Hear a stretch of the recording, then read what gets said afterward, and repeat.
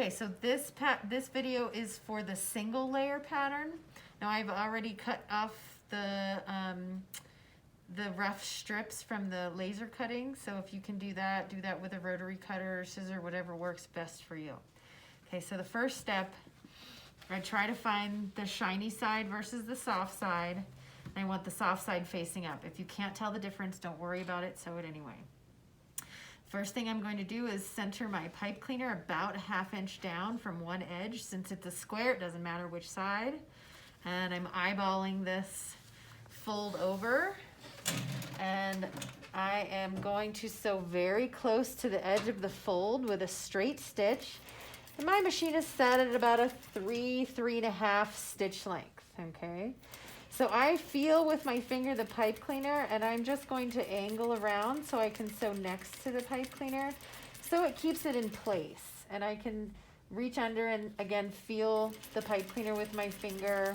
If you need to put marks on the mask or pin it, you're welcome to do that too. So I angled back up to close to the fold so you can see the pipe cleaner is not going to move from side to side. Okay, so once I've done that, I flip it away from myself so that the fold is folding away from myself, and this is when I'm going to pleat the sides, okay? So if the pipe cleaner is at the top, I'm going to pleat the sides, and I'm going to leave the bottom raw, okay? So I can pleat the sides. I can start one pleat, and I make them about the width of my thumb. If I start one pleat, I can anchor it. And in fact, I want to sew this about 5/8 inch from the edge. I'm sorry. So I'm going to start anchoring it about 5/8 inch from the very edge. And I can create more pleats once I've anchored one down.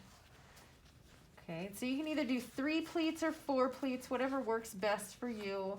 You can also leave about a 1/2 inch of raw edge at the bottom too. So I'm sewing through all these pleats with about a 5/8 inch seam allowance.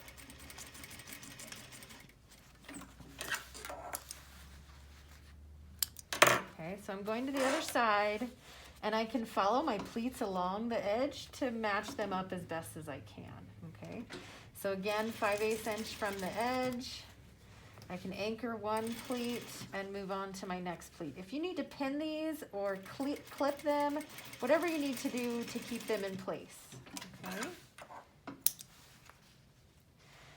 Okay, so the next step, to turn it around so that the inside is facing you, again, where your fold is facing you where the pipe cleaner was, okay?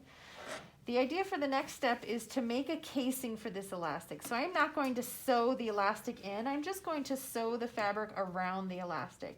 So I can fold it on that first stitch that I made here and sew on the edge, being sure not to sew through the elastic.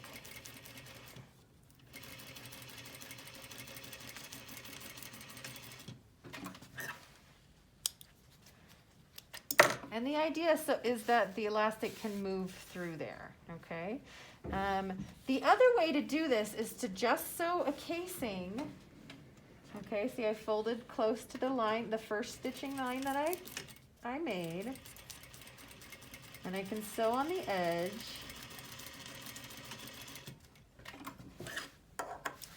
And then I can use a tool to thread the elastic through. So I've got a tapestry needle here that I could thread my elastic through and then thread it through my casing.